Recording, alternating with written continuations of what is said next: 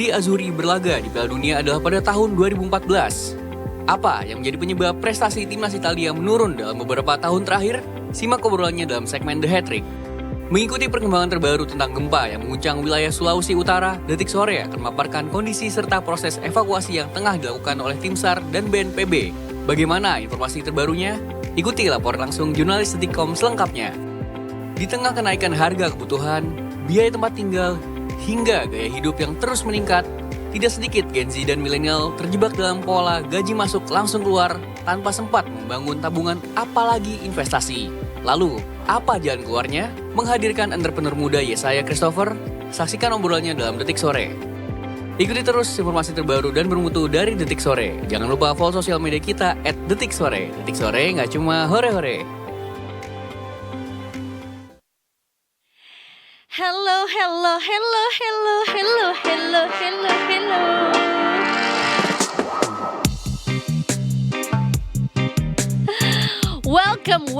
Welcome to Detik Sore. Gak cuma hore-hore. Very special di hari Kamis ini dari kami duo Maca Seremonial. Mahal dong kita. Iya ya. Iya dong. Atau mungkin masih zaman gak hijau lumut. Ikatan jomblo lucu dan imut. Itu sangat 2005 ya teman-teman, maaf banget. Ijo Tapi lumut. Ya kan. Lumut lucu dan marmut. Imut. Merah jambu. Kita masalahnya adalah ijo-ijo juga hari ini. Wey, hari terakhir bekerja. Kan besok Another long libur. weekend. Iya. Selamat merayakan Kamis Putih buat teman-teman umat Katolik yang segera akan beribadah sore ini. Betul. Ya, buat yang gak beribadah, beribadahlah. Kok gitu sih? Ya betul, terutama juga berarti banyak yang hari ini juga menuju ke gereja masing-masing setelah jam selesai kantor ya. Mudah-mudahan juga cuacanya mendukung, lalu lintasnya juga mendukung juga biar bisa hadir tepat waktu juga. Karena Betul. biasanya nggak selalu dekat dengan kantor lokasi Iya lagi. gereja ya teman-teman juga. Ya beruntung sih sebenarnya kalau yang searah pulang misalnya atau mungkin lebih dekat dari kantornya juga. Atau cari yang paling dekat sama kantor. Itu dia ya. Jadi ya kita punya ya umat agama lain punya hari libur besok Iya. juga. Banyak banget ya, dipikir-pikir kemarin Nyepi, Alhamdulillah, Lebaran, iya. Jumat Agung hari ini. Betul. Besok agama apa lagi yang kita rayakan? Kita mau menambah saudara mungkin setelah ada 5 agama yang diakui di negara Tambah kita, lagi ya. tambah lagi biar makin banyak juga tanggal merahnya ya. Tapi kan Penyembah Detik Sore. jangan dong. Jadi agama.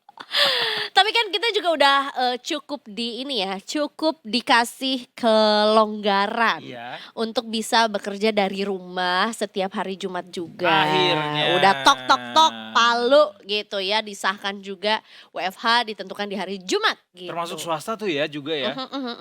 Gokil Betul sih. himbauannya. Nggak ada yang protes kayak wave kayak kenapa nggak jadi Rabu gitu. Jadinya Jumat Iya. tapi kalau swasta ngikutin gimana kantornya. Iya betul. Tapi banyak juga tuh pengecualiannya kalau ngelihat sektor-sektornya gitu ya. Kalau kita sih ya siaran tetaplah masa dari rumah kita. Betul ya, tetap kita akan hadir Senin sampai Jumat ya juga tidak tidak berpengaruh dengan WFH-nya juga ya. Benar, kalau harusnya mulai kan di minggu ini ya hari Jumatnya. Cuma Betul. karena besok adalah hari libur nasional. Iya. Sehingga kayaknya WFH-nya baru mulai di minggu depan efektifnya. Ini sebenarnya juga bisa jadi angin segar sih untuk para pengusaha kafe maupun restoran juga ya. Karena bisa Yang jadi bisa orang dijadi- kan kerjanya dari sana. Betul, terutama yang memang sektor ya maksudnya yang di swasta gitu ya, atau mungkin yang juga agency atau mungkin sektor kreatif lainnya juga yang memang yang nggak ada himbauan kerjanya harus dari rumah, boleh dari mana aja. Dengan catatan pergi ke sananya harus pakai transportasi umum atau jalan kaki ya. Benar. Karena kan dimintanya tetap hemat energi. Hemat energi betul gitu. Karena sebenarnya kalau yang kemarin tuh kan dihimbau ASN tuh tidak disarankan untuk kerja dari kafe atau restoran kan di hari Jumatnya gitu. Dan akan ada sanksi katanya untuk Yang kerjanya dari kafe gitu. Nah, Kan? Kalau banyak dari tuh. rumah tapi rumah Ya, sewaan di Bali. Atau di rumahnya ada kafe. Di rumahnya ada kafe. Heeh. Bagus dong kalau itu ya. Dari rumah juga, rumah tetangga, tapi tetangganya punya kafe. Selalu ada cara untuk menuju Roma. Tapi di balik dari apa namanya berita itu semua juga hari ini juga kita menerima kabar duka dari teman-teman Iya. kita di Sulawesi ya. Ini tadi Sulawesi Utara, pagi, betul. di Sulawesi Utara itu tadi pagi ketika terima beritanya juga bahwa ada gempa yang cukup besar kekuatannya 7,6 magnitudo di Sulawesi Utara dan berpotensi tsunami itu langsung doa sekencang-kencangnya supaya mudah-mudahan nggak sampai tsunami. Ternyata beberapa saat kemudian ada informasi lanjutan bahwa tsunami-nya beneran Terkonfirmasi gitu ya, terjadi. terjadi Iya. gitu ya. Sebetulnya ini ternyata tidak hanya di daerah Sulawesi Utara, tapi ternyata juga ada beberapa daerah lainnya juga di Maluku Utara. Jadi ada titik terbaru ya, mana-mana saja daerah yang terdampak dari tsunami dan juga ketinggiannya. Pagi hari ini di Halmahera Barat itu ketinggiannya 0,30 meter atau sekitar 30 cm.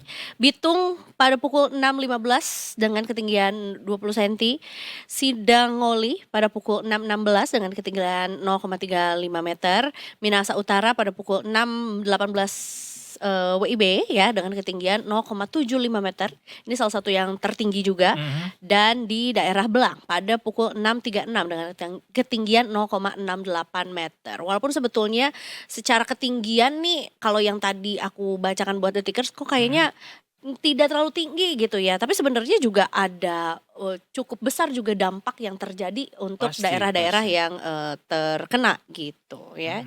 Kalau baca-baca apa namanya informasi soal bagaimana sebenarnya bahaya tsunami ini, katakanlah tingginya cuma 20 cm misalnya 30 atau cm. 0,2 meter. Mhm. Sebenarnya itu juga termasuk hal yang berbahaya juga karena Betul. tsunami ini kan kekuatannya cukup besar ya. kencang ya kecepatannya sehingga itu yang pada akhirnya membahayakan apakah nanti air itu bisa menyapu apa saja nanti dengan ketinggian yang kecil tapi kecepatan yang cukup kencang tadi. Betul ya, jadi ada beberapa daerah atau mungkin ada beberapa fasilitas umum yang juga terdampak. Salah satunya adalah Gedung Konisario Manado terdampak kerusakan gitu ya. Kemudian juga ada Gereja Kalvari di Pulau Batang 2, Kota Ternate yang juga ikut rusak gitu ya akibat gempa bumi dan juga tsunami susulan Tsunami tersebut tadi ya. gitu ya. Jadi 7,6 magnitudo ini memberikan getaran di 3 provinsi, Sulawesi Utara, kemudian di Maluku Utara, kemudian juga di Gorontalo. Gorontalo. Jadi ya no wonder bahwa ini jadi ketakutan, kecemasan. Kita lihat video-video yang beredar juga di media sosial bagaimana detik-detik warga ini merasakan gempa tersebut. Mudah-mudahan bisa berangsur dengan normal sesegera mungkin keadaan di sana ya untuk revitalisasinya Betul, juga. betul. Nanti kita juga akan ada update ya dari sana ya. Betul ya, diharapkan juga sebetulnya mudah-mudahan tidak ada gempa susulan juga gitu ya. Amin. Buat detikers juga, buat yang walaupun kita mungkin cukup berada jauh gitu ya dari daerah asal pusat gempa, tetap aja penting artinya buat kita juga untuk tetap memantau gitu ya kondisi dari atau laporan dari BMKG juga gitu ya. Sebetulnya hari ini katanya tercatat terjadi 29 gempa susulan ya, dan kemudian BMKG juga mengungkap bahwa apa yang terjadi ini kategorinya adalah gempa megatrust atau gempa bumi yang sangat kuat gitu ya. Ini kedalamannya sampai 30-an meter dan sebetulnya tergolong dangkal si pusat gempanya dari laut dan juga termasuk tapi sudah masuk ke dalam kategori megatrust gitu ya. Kita nanti akan mengupdate juga seperti apa kondisi yang terjadi di lapangan juga, termasuk juga sebetulnya bagaimana kita bisa menyikapinya juga gitu ya. Jangan sampai panik, jangan sampai kita tapi tetap harus waspada gitu ya. Kepanikan di Sulawesi Utara juga terjadi di Pulau Jawa, tapi kepanikan di Pulau Jawa atau lebih tepatnya di Bekasi itu disebabkan bukan karena gempa. Pagi tadi juga soal adanya kebakaran di gudang pengisian LPG di Bekasi. Ya sayang sekali ini Di kan di tengah kita buat hemat energi ya. Iya benar. Malah ini energinya kita terbuang gitu. Iya sayang banget gitu ya. Dan ini juga cukup cukup besar juga, cukup parah bisa dibilang Yes, begitu yes, karena yes, juga yes. sampai menyebabkan 12 orang mengalami luka bakar parah juga.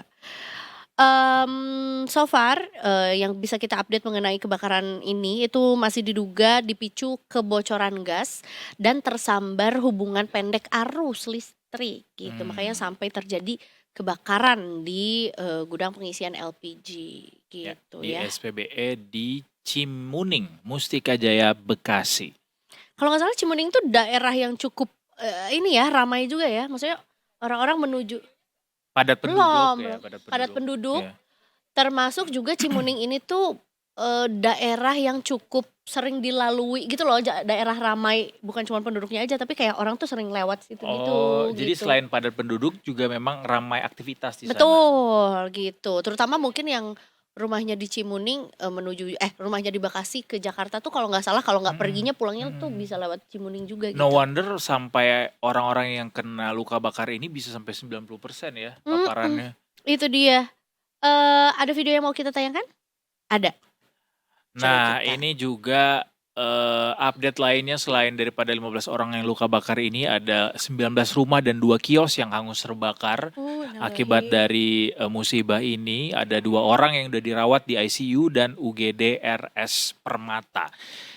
Itu dia. Sebetulnya kebakaran tuh terjadi sejak pukul 9:30 malam. Malam kemarin. Iya tadi malam gitu ya dan, kemudian berhasil ditangani, atau padam di dini hari tadi sekitar pukul 3.45 WIB.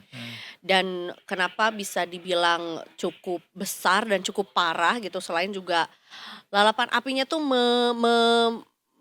merembet gitu ya ke gedung-gedung di sekitarnya.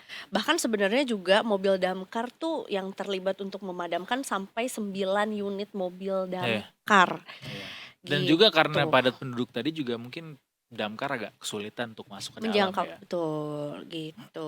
Biasanya kalau 9 unit damkar tuh, nggak cuma dari satu station aja gitu ya, pasti dari beberapa station yang meminta bala bantuan juga gitu untuk menuju ke sana. Tapi kalau dia kebakarannya dari 9:30, gue nggak tahu apakah 9:30 masih hujan apa enggak. Tapi yang pasti Jakarta kemarin kan hujan cukup deras kan.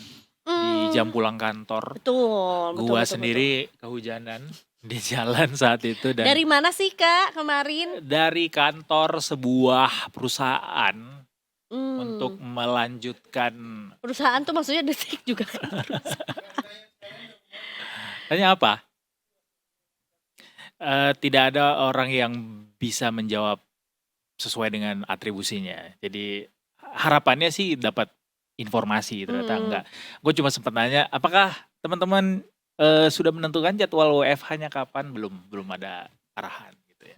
Anyway, ini soal rumah terbakar ini juga masih akan kita update begitu ya, bagaimana situasi terkini nanti akan seperti apa, kita akan update bersama Detikers. Beralih ke berita selanjutnya.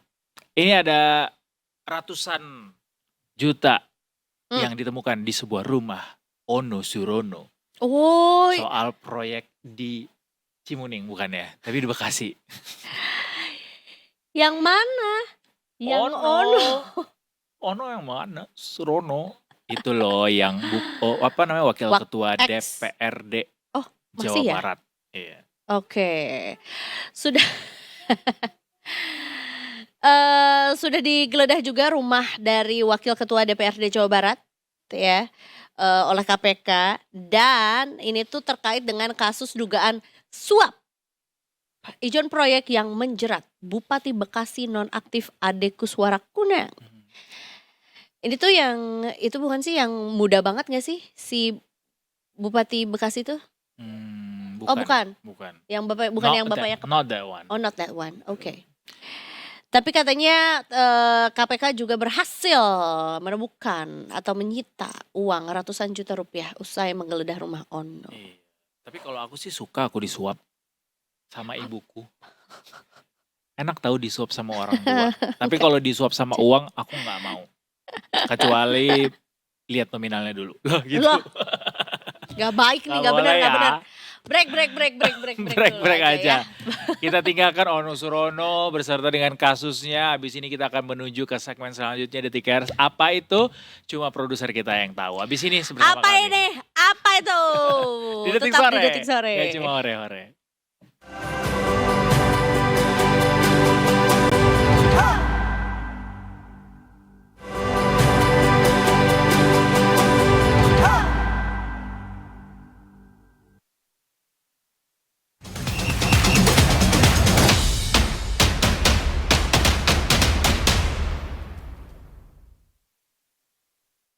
Yeah, welcome to The Hat Trick bersama pampir kita. Aku bangkit dari mati suri. Aku tidak seperti Italia yang mati surinya kelamaan. Mati suri di taman. Tidak seperti apa? Iya. Seperti apa? Tidak seperti Azuri. Soalnya dia pengulangan. Tadi kan gue bilang mati suri tidak seperti Italia. Terus dia bilang tidak seperti Azuri. Iya sih berima jadinya. Cuma pengulangan maknanya. Iya. Benar. Iya. Timnas Italia itu julukannya adalah Azuri. Kalau Tapi- nama hotel namanya Grenzuri. Tapi di luar prediksi BMKG, satu former winner lah ya. Iya, Pernah 4 kali memenangkan- juara Piala Dunia. Iya, juara dunia tapi malah nggak masuk ke Piala Dunia di tahun 2026 ini. Oleh karena itu kita akan bedah bersama dengan seseorang yang kita datangkan langsung dari Italia. Just Francesco Pedro Adityo Lucaso. Welcome. Selamat sore. Loh, sorry. buongiorno. Buongiorno emang bahasa Italia. Perancis Iya, bahasa loh. Italia. Oh, iya. Buongiorno bahasa Italia. Bener gak sih? Bahasa Perancis apa Coba, aja? coba. Coba. Kalau Coba. bahasa Prancis gue gak tahu. Italia gak tahu lagi. Vespa. Vespa. Margarita. Pizza. Ini lebih ke kayak konten ayahku sukanya yang bisa bahasa Italia. Iya. Ya bener lagi. Juventus. Juventus. Mas Lukas, Ya. Italia nih lagi jadi buah bibir gara-gara lagi-lagi gagal Hat-trick ya? lolos. 3 Udah edisi. dikasih timnya sampai 48 masih gak bisa juga lolos. Iya makanya Bagusan itu Indonesia lah. Indonesia juga belum. Gue belum bilang pernah gitu lolos. tadi. Secara sadar dan tanpa paksaan. Tapi kemarin April Mop itu ada yang mensejajarkan Italia sama Belanda kan? Sama Indonesia kan? Oh iya? Mm-mm. Karena? Di Football Premier. Ah. Karena sama-sama nggak lolos Piala Dunia. Oh iya. Jadi iya. sejajar kan? Benar. Iya. Iya. Duh, gua ternyata bisa sampai hidup di momen Indonesia sejajar sama Italia dalam Iya. konteks sepak bola. There's nothing impossible in this world. Kenapa Kita sih? mau Iya. Flip-flop dulu deh, flip-flop. Tuh, Waga. Flip. Ya. Apa Tuh, sih? Waga. Flip. Nah, lo yang menang. Oke. Gue yang menang dong, kalau Iya. gue batu. Oke, gue pertanyaan pertama. Oke. Apa bahasa Italia? Kenapa mas? Kenapa ini Italia tuh gagal lagi?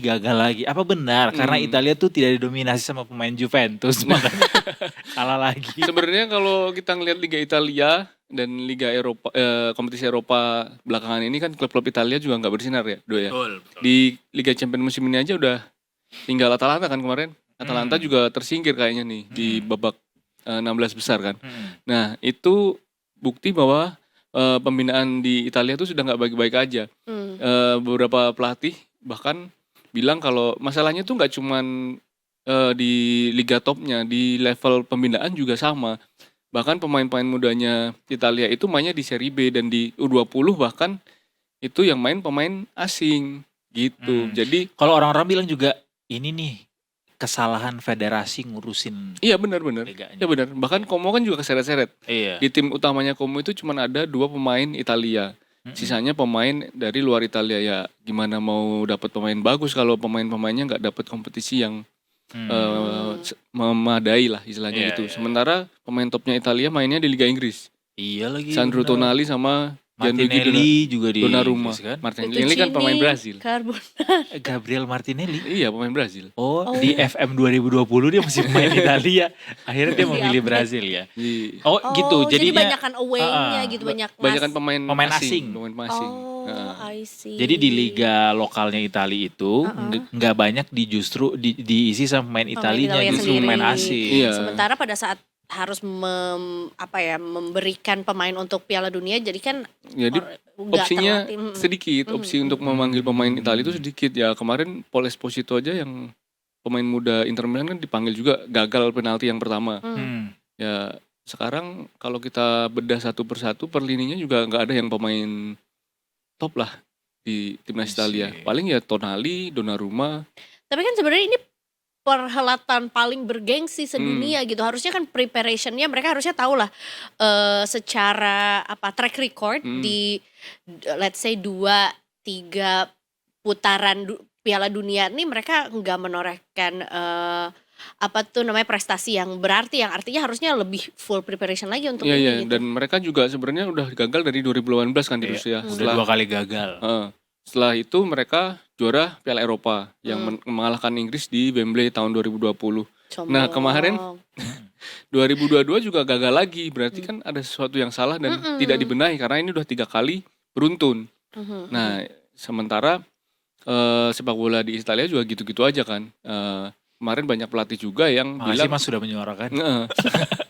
banyak Gedek gua sama sepak bola Italia itu emang. banyak pelatih yang bilang ini loh yang harus diperbaiki ya, soal pembinaan usia dini, soal infrastruktur buat pembinaan usia dini. Nah sementara Gue kayak lagi ngomongin Indonesia deh. ya kan mirip kan. Iya bener. Kita juga punya pernikahan dini. Oh iya. Itu juga bisa. Di Indonesia juga mirip. Liga Indonesia sekarang banyak banget pemain asing yang main 8 Iya. 8 atau 7. Nah sementara kuota pemain asingnya sampai puluhan. Nah kita kemarin juga kesulitan untuk siapa sih pemain Liga 1 yang pantas untuk membela timnas kan, kita juga bingung kan. Bingung milihnya. Kecuali pemain Regenerasinya gitu ya. pemain diasporanya memang bisa masuk. Tapi Jadi kayak kalau pemain hasil pembinaan kita sendiri siapa gitu. Iya. Jadi kayak pelajaran penting lah ya buat Iya, Indonesia jangan juga sampai- termasuk ini refleksi ya. Jangan sampai kayak Italia gitu. Iya. Susah nyari pemain di negara sendiri kan, ironis juga jadinya. Bener. Kemarin apa sih yang terjadi di pertandingan penentuan itu antara Italia dan Bosnia? Tim kayak apa Bosnia ini? Bosnia itu kan yang terkenal bukan cuma ya yang punya nama besar itu Edin Dzeko dan dia masih main. Kemarin itu yang menjadi penentu adalah kartu merah dari Bastoni yang menit 41. Dia menjadi orang terakhir melakukan tackle, akhirnya pelanggaran. Nah skema Italia itu langsung berubah semenjak defisit pemain. Sampai akhirnya Bosnia bisa mencetak gol penyeimbang di babak kedua dan akhirnya memaksakan sampai adu tendangan penalti. Nah di tendangan penalti ini kekuatan mental pemain Italia ini yang kurang teruji lah istilahnya. Karena ya kemarin cukup mengherankan juga ya Gennaro Gattuso menempatkan pemain muda sebagai eksekutor pertama. Nah hasilnya ya tendangannya jauh banget. Terlalu banyak mengedepankan idealisme gue lihat-lihat tuh Gattuso tuh. Nggak bermain taktis gitu. Tapi banyak juga yang belain Gattuso, karena memang sepak bola Italia itu bukan salahnya Gattuso doang nih sampai 3 kali nggak bisa lolos ke Piala Dunia. Itu tadi kalau dibedah soal pembinaan, soal liga yang banyak didominasi pemain asing, karena yang diatur kan cuma pemain non Uni Eropa kan. Speaking of yang penalti itu kayak dia gamblingnya gede banget sih. Iya karena pemain muda itu di penendang Iya. pertama jadi mempengaruhi sisa penendangnya kan.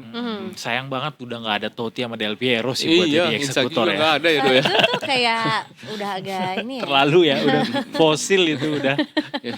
Itu kan skuad juara Piala Dunia 2006. Benar. Iya, 20 tahun yang lalu. Iya 20 loh. tahun. Makasih ya udah mengingatkan 2006 tuh 2020 tahun yang lalu. Iya. Itu Ingat loh. itu Itali. Mungkin mereka juga jumawa ya Mas. Bahwa Itali pernah juara Piala Dunia, Iya. juara Piala Eropa dalam 20 tahun terakhir. Sehingga Iya. rasa-rasanya mereka mainnya juga angin-anginan. Mungkin harus kena skandal lagi dulu, Dok. Skandal seperti Aduh apakah? aku trauma ngomongin skandal itu. Ya di 2006 itu Italia kena skandal Calciopoli Eza. Jadi pengaturan skor. Oh. Nah di kasus itu ada namanya klub Juventus. Katanya Sam- sih. sampai harus turun ke seri B kan. Iya, gara-gara ngatur skor Ngatur skor. sama wasit. Oh, klub kamu. Katanya tapi itu mah di meja hijau bilang gitu. Dan kalau Nggak kelar-kelar nih ngomongin kalau itu. setelah itu baru Italia membuktikan diri dengan menjuarai Piala Dunia di Jerman waktu itu 2006. Iya, 2006. Oke. Dengan pemain-pemain Juventus. Ya kebanyakan. Kayak dia tebus dosa ya. Iya. Kalau kita kan minimarket tebus murah, ini tebus dosa. Tebus dosa. Iya. Kita tinggalkan si Italia ini karena Kita kita udah masuk ke Move Piala on, Dunianya Piala ya. Dunia ya Udah sudah terpilih. ditentukan Ya. 48 benar. 48 negara yang Terbanyak sejauh ini. Betul. Karena format baru kan. Terbanyak so far ya. Yang berkompetisi di Piala Dunia juga. Mungkin apa yang menarik atau mungkin ada dengan tidak masuknya Italia misalnya atau mungkin Indonesia. juga. Ya ada beberapa negara debutan sih yang jelas Curaçao, terus Keren. Jordania pertama kali juga, terus Uzbekistan Oh. dan Tanjung Verde, Cape Verde. Oh masuk dia Iya ya? masuk. Dan ini juga tidak terlepas dari bertambahnya peserta Piala Dunia di tahun ini. Irak juga setelah 40 tahun Iya, nggak Irak masuk, juga nggak pernah ya? masuk. Nah, yang menarik adalah dari zona CONCACAF nih, Dok, karena ada nama-nama seperti Haiti, Panama sama Curaçao dan itu sebenarnya karena Seru ya negara-negara pantai semua. God bless Amerika. Iya Itu loh. salah satunya pernah dilatih sama ya Patrick Patrick Kluivert, Kluivert, Curaçao. ya. Dan setelah ditinggal Kluivert, Curaçao malah lolos Malah Piala Dunia lolos. kan ya. Iya. Sebenarnya kenapa 3 negara yang jarang kita dengar di Piala Dunia itu bisa lolos? Tak terlepas dari sekarang itu Lebih banyak. 3 pesertanya. 3 tuan rumahnya adalah dari zona CONCACAF. Artinya Oke. mereka kan tidak perlu mengikuti kualifikasi kan. Nah, itu membuat mereka jadi negara-negara punya- seperti Haiti, Iya, Panama, iya, dan iya. Curaçao itu mempunyai peluang lebih besar untuk lolos ke Piala Dunia. Karena tuan rumah nggak ikut kualifikasi, Iya, betul. jadi mereka bisa lebih walaupun tetap diapresiasi ya mereka bisa lolos ya. Iya. Seru banget. Negara-negara itu tuh gue bahkan nggak pernah dengar pemainnya siapa ya. Ya iya, makanya. Tiba-tiba masuk Piala Dunia nih. Ini karena disemangatin sama Bad Bunny ya. God bless Amerika, Argentina. Kesebut tuh negara-negara tadi ya. Kalau Sama Bad grupnya Bunny. udah Ah. sampai ada grup neraka nggak? ada Apa sih. tuh maksudnya? Grup yang isinya hebat-hebat, Oh. jago-jago. Sebenarnya nggak neraka-neraka banget sih, Do, karena Gimana memang tuh? ya memang tersebar sih semuanya. Grup apa tuh yang nggak neraka-neraka banget tapi lumayan Grup ketat? Mawar ya. Waduh. TK dong Grup jadinya. Mawar. Inggris barengan ketemunya Kroasia sama Ghana, satu lagi lumayan Panama. lah. Heeh. Iya. Oh. Kayak Piala Dunia tahun berapa ya? Kayak pernah tuh Inggris Ghana. Kalau menurut kemarin hasil undian ya Brasil sih kayaknya akan lebih ringan ya, ketemunya Maroko, Haiti sama Skotlandia. Wah, gampang semua. Tapi kayak Haiti kayak belum apa-apa gue udah ketemu Brazil. Iya, itu kalau Neymar ikut dia nyetak gol banyak tuh. Jadi di bawah gak sih Neymar? Belum. Kan belum ada squad final. Belum ada squad final ya. Oh, Neymar Oke. cukup akan jadi pemain senior juga ya kalau Iya. tahun ini ikut. Iya, kayaknya ini the last World Cup buat dia. Cuma ya menarik seperti Prancis gitu ketemunya Senegal, Irak sama Norwegia. Nah, itu jadi kalau yang Prancis jadi duelnya Haaland versus Mbappe kan. Iya. Jadi itu yang menjadi highlight sih laga-laga Prancis seperti versus itu ya. Norwegia. Oh, jadi sekarang Piala Dunia ini bisa ya dari Eropa 2 tim yang sama. Iya, karena banyak banget Iya, ini iya. pesertanya. Satu tim tetap 4. Peserta. Satu grup Satu grup, tim. sorry. Satu grup 4 tim. diambil dua teratas. Nanti yang 8 sisa kan 32 besar. Itu dari peringkat 3 terbaik. Formatnya seperti itu. Jadi Piala Dunia akan semakin panjang sih. Iya, sama kayak kualifikasinya juga begitu makin panjang kan. Iya. Lebih banyak pertandingan, lebih banyak uang masuk, Bos. Buat FIFA. Buat FIFA dan Amerika. Iya juga. Ini sebenarnya juga jadinya dagdikdugder juga karena kondisi geopolitik Lagi yang perang ya? Iya, Oh, kemarin gitu. Iran kan sempat berencana mundur kan, tapi kemarin Presiden FIFA juga udah datang langsung ke laga uji coba Iran dan mereka FIFA menjamin kalau Iran akan dipastikan tetap berlaga di Piala Dunia. Iya. Soalnya versusnya Amerika, mainnya di Amerika. Ya, dan mereka mainnya di Seattle sama di California. Oh. Si Iran. Makanya Kita itu bisa nggak harus kayak dipastikan. ngajuin kayak di Jalak Harupat aja biar netral. Nggak Kalau bisa. Meksika sama Kanada masih bisa sih ya. Tapi apa FIFA mau Ya, untuk nanya. Iya. Nanya. Enggak, gue kebayang aja pemain Iran main di Jalak Harupat dari bahasa Arab dia pakai bahasa Sunda. Tapi kan kita cukup netral lah. Iyalah. Bisa. Bisa. Bahkan bisa. bukan kemungkinan besar GBK kan ya. pindah ke Meksiko atau Kanada sih. Oh itu bisa jadi opsi juga ya Bisa mas? jadi opsi ya. Oh oke. Kick off-nya tuh adalah Juli ya? Juni. Juni Tanggal? Juni awal. tanggal Ini anak-anak Mari kita sekolah cari yang lagi. lagi 11, pada 11. mos. Oh 11. Orang 11 sampai 19. yang mos tuh kayak begadang ya. Karena Iya. kita pasti begadang kan Iya, kalau jam- Amerika. Ada yang pagi juga. Amerika jam pagi. 8 pagi, Hmm. jam 5 Gue pagi. ingat kalau ya. nonton Piala Dunia Amerika tuh pagi, tapi Ya, seneng jam ya. berangkat sekolah Iya. masalahnya, Iya. jadi nggak bisa. Ada yang nonton. jam 12 malam kalau nggak salah. Terus ada yang jam 3 pagi, jam 4 atau jam 5, terus nanti jam 8. Hmm. Tapi lebih manusiawi lah Iya. jamnya daripada Eropa. Dan Iya, kita harus iya. siap-siap beli antena kalau mau nonton sekarang karena Oh platform digital juga nggak antena, ada. sudah lama sekali aku tidak dengar kata itu, antena. Iya kan? Masih Antena digital. tuh apa sih, Oh Mas? zaman dulu. Iya zaman dulu. Oh iya benar. Kalau Gen Alpha dengar, dia akan nanya Mas, antena itu apa sih Om? Mas jawab apa? Ya antena untuk menangkap sinyal Ah, dari itu dia. televisi. Sinyal Iya. emang harus ditangkap. Ah, iya, bukannya sinyal ada di sini ya? Mm-mm. Oke. Apa berarti gimana sih cara perhitungan kayak mana duluan yang akan bertandingnya? Itu dari grupnya Iza. Nanti Oh. biasanya grup A dulu yang bertanding. Pertandingan pertama udah ketahuan. Ya Siapa Meksiko. lawan siapa? Meksiko lawan Mexico Haiti. Meksiko melawan South Africa. Oh, Afri- seru wah, banget. seru tuh. Mm-mm. Waka-waka EE. Latino berhadapan dengan Afrika. Africano. Oh iya, Amerika di negara Americano. Di negara Ya, Amerika. setelah itu Korea lawan Republik Ceko. Wah itu juga seru. Seru. Korea lawan Ceko. Opa-opa Tapi ya. sebenarnya yang bikin penasaran adalah Jepang sih. Lawan. Jepang itu kan kemarin habis ngalahin Inggris di Wembley. Makanya dia disebut menjadi salah satu kuda hitam di Piala Dunia kali ini. Mereka langsung ketemu Belanda besok di tanggal 14 Juni. Oh, Wah, our Ya, big match. Timnas pusat ya. Belum Iya. apa-apa udah big match ya. dua timnas pusat ini ya. Nah. Ya, yang sempat bergandengan sama kita di sini. di Kemarin masa kan kejayaan. Inggris dibikin nggak berkutik kan sama Jepang di Wembley, bahkan dia ngegolin Kaoru Mitoma lagi. Jadi ya sekarang pantas kalau sepak bola Asia akan berharap ke Jepang nantinya. Iya. Gue berharap sih Jepang bisa melangkah sangat jauh di Piala Iya. Dunia kali ini. Kalau perlu dia bisa sampai final gitu. Ya kalau Ya final kayaknya masih berat sih Dok, karena masih ada And it Prancis. can happen Iya, Yunani memang bisa bener. juara di Piala Eropa 2004 gitu Iya, ya. iya benar. Iya. Jadi kita lihat nanti Doraemon versus Harry Potter. Wah, iya.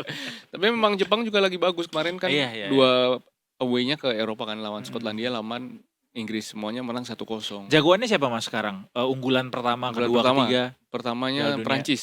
Oh, satu Prancis. Iya Prancis. Prancis emang lagi jago banget. Prancis lihat aja skuadnya, ada Hugo Ekitike, Ya? Iya sih. Kylian Mbappe. Mbappe. Di tengah masih ada Aurelien Tchouameni, Adrien Rabiot, Mentereng semua emang nama dan Ousmane juga harganya Dembele, ya. ya, dan memang semua lininya tinggal merem aja sih di Deschamps milih pemainnya. Dua siapa? Kedua Unggulan. Spanyol. Oh, Spanyol. Spanyol masih ada Lamine Yamal. Spanyol Iya. kira-kira Argentina? ketemu Argentina sama siapa tiga Spanyol? tiga besar unggulan adalah Argentina, Spanyol dan Argentina. Oh. Kalau apa? Main muda. Selain siapa? Mungkin Selain Lamine Yamal. Oh, susah Pemain banget namanya. Barcelona. siapa ya pemain Oh. pemain mudanya Messi, masih Messi. belum ada squad final sih Gun sebenarnya. Jadi itu nanti masih menunggu kalau misalnya squad final rilis baru kita tahu, karena memang squad finalnya juga masih lama kan, masih bulan Juni kan. Ya. Jadi Itu kita dia. tunggu aja nanti apakah akan ada pemain-pemain muda yang akan dipanggil. Iya, benar. Mbappe pas golin di final umurnya masih 18 tahun. Iya. Emang Piala Dunia lalu Mbappe masih 18 tahun? Di 2018. Oh, 2018. 2018, iya. Mhm. Iya. Wow. 8 tahun yang Gila, 18 tahun lu lah ngapain aja? Makan cilok gua. Dia udah 8 tahun kemudian juga masih 26, masih mudaan dia. Iya, Kita di sini. Kita masih harus nunggu squad final untuk menentukan Iya. Betul. siapa Seru aja ya. gitu. Kita nontonnya di mana sih, Kak? Di TVRI. TVRI TVRI. gratis. Oh ya, Dan oke. makasih ya. Thank you, Apa TVRI. Pemerintah sudah menyediakan hiburan buat rakyat dengan gratis. Makanya kita harus beli antena. Iya benar. Balik Iya. lagi benar-benar. Iya, beneran ini. Kenapa? Jagoannya di Piala Dunia megang siapa nanti? Lo jagoannya Siapa siapa? ya? Pengen Portugal lah juara biar Wih, Ronaldo. biar Bruno Fernandes bisa Biar apa head to head Iya. Ronaldo versus Messi itu nggak rame lagi. berkesudahan ya. Rame lagi ya. Sampai ujung dunia ini Tapi masih juga terus. squad Portugal sekarang masih Iya agak sulit agak tapi. sulit sih. Tapi ya boleh lah itu. Iya. Demi Keren, huru hara. Iya. Keren. Eza siapa jagoannya? Haiti. Hula hoop. Satu dia debut. Dua tuh dia negara yang kayaknya tuh. Haiti nggak debut. Oh nggak debut. Tapi lolos. oke lah. Iya. Terus dia tuh kayaknya tuh masyarakatnya tuh selalu happy gitu. Kalau Chill ya. bicara chill. Iya, stoik sekali Dan ya. tentunya dia pada saat menyusun strategi selalu Haiti. Iya. Cukup kata gue. Stop kata gue, stop. Emang nggak boleh. Iya. Kalau ada timnas juga gue pilih timnas. Tapi So, Haiti menarik sih. Iya kan? Lawan tuh Brazil. Iya lagi.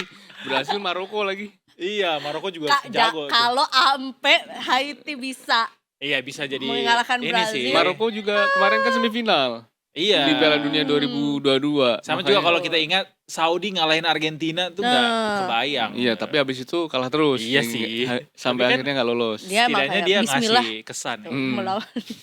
Tapi itu Lo- kemenangan bersejarah sih. Mam. Gue Jepang kan lebih. Oh Jepang. Saya, Iya. aku aja nggak bisa masuk. ke Jepang dan pertandingan itu. Belanda. Arab Saudi Argentina nggak masuk ke pertandingan itu. Oh Jadi harus iya. nunggu di nggak luar. apa-apa. Nggak apa-apa. Kita break dulu. Terima kasih banyak Mas Lukas. Sama-sama Edo. Sudah Yes. hadir kembali. Sama-sama, Iza. Kita Thank you, nantikan thank you. pertandingan-pertandingan menarik lainnya. Ya, Berarti minggu ini matchday udah kelar ya? Udah Tim udah untuk selesai. tim Untuk Nas. timnas sudah selesai kualifikasi Piala Minggu Dunia. ini ada minggu ini big match. Piala FA di Liga Inggris dan Liga Indonesia juga udah mulai lagi mulai Mulai lagi. besok. Oke. Libur-libur ada tontonan lah besok. Iya benar. Libur Biar panjang seru kan? Terus. Betul, another long weekend.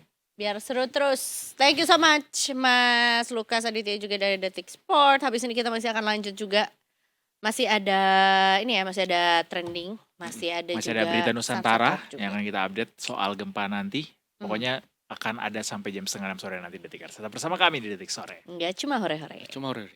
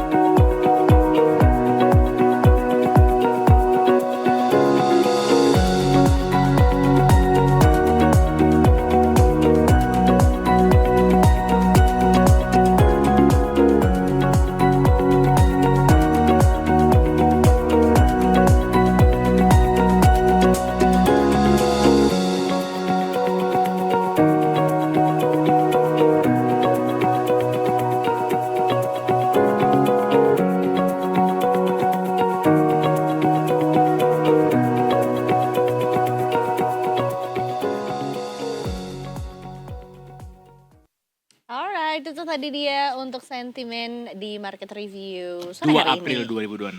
Betul, dan tentunya untuk membedah lagi mengenai sentimen-sentimen tersebut, kita juga udah terhubung, Tersambung. tersambung secara Terkoneksi. langsung bersama dengan Mas Andi dari Mega Capital Securitas. Halo, Mbak. Oh, datang ternyata ya.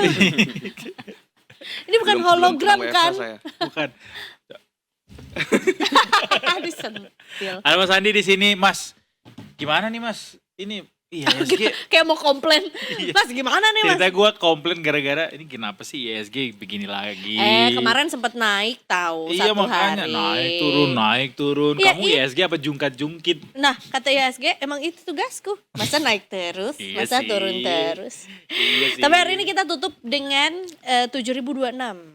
minus 2,19% atau 157,655 poin juga, which is membuat kita semakin jauh dengan cita-cita kita. Cita-citanya Pak Purbaya utamanya ya 10.000 katanya akhir tahun. Tapi kenapa ini Mas? Kenapa kembali kita harus melandai? Iya, sebenarnya ya masih kembali lagi kayak kemarin itu kan kita naik juga karena sentimen positif dari geopolitik ya Mas ya. Kalau dilihat di hari kemarin kita hijau karena para investor juga mempersepsikan pernyataan Trump sebagai sinyal bahwa akan menyelesaikan perang di Timur Tengah. Namun kan pagi hari ini kan Trump kembali mengeluarkan statement yang menyatakan bahwa dalam 2-3 minggu ke depan akan melakukan serangan besar-besaran gitu ke Iran kalau nggak segera mendapatkan kesepakatan di antara kedua belah pihak ini. Sehingga ya di situ ada kekecewaan mungkin ya dari para investor dan akhirnya menyebabkan kondisi market hari ini terkoreksi. Dan hari ini pun kan yang terkoreksi bukan cuma di IHSG saja, melainkan sama seperti hal kemarin Bursa regional Asia juga hijau. Hari ini bursa Asia pun ikut kembali terkoreksi gitu loh. Jadi yang saya lihat sih volatilitas beberapa hari terakhir ini memang didominasi oleh sentimen global sih dari geopolitik. Karena kalau dari Indonesia sendiri kan kemarin kita ada rilis data inflasi yang sebenarnya sudah juga menunjukkan penurunan ya. Terus juga ada trade balance atau neraca perdagangan meskipun tumbuh namun memang tidak terlalu tinggi lah, bahkan di bawah konsensus. Dan terkait neraca perdagangan kan ekspor kita juga tumbuh sangat kecil, hanya 1% kan, dibanding impor yang tumbuh kembali 2 digit 10% sekian.